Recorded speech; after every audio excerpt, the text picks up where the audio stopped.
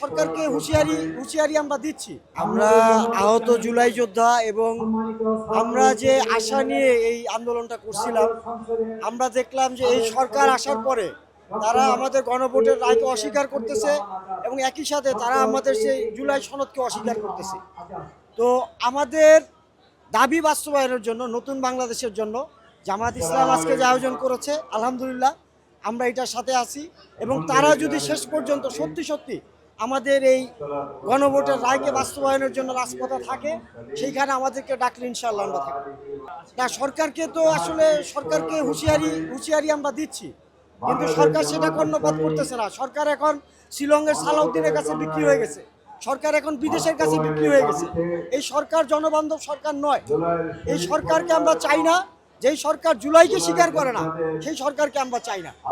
এবং নজিরবিহীন যে চাঁদাবাজি, খুন, ধর্ষণ আপনারা দেখতে পাচ্ছেন, একই সাথে দেখতে পাচ্ছেন যে বিভিন্ন ক্যাম্পাসে জুলাই যোদ্ধাদের উপরে আক্রমণ হচ্ছে। সেই অর্থে এই সরকারকে তো আমরা সরকার মনেই করি না। এটা তো সরকার না, এটা একটা নাটকের সরকার, এটা ভারতের সরকার, ভারতের দালালেরা। আমি উত্তরাতে আহত হয়েছিলাম বিএনএস সেন্টারের সামনে জুলাই মাসের 18 তারিখে। আমি গাজীপুর থেকে আসছি আর কি। আমি গাজীপুর জেলা জুলাই যোদ্ধা সংসদ আছি। আমার নাম মোহাম্মদ বরকতুল্লাহ নিয়াজ। আমার গেজেট নং 945 ঢাকা বিভাগ।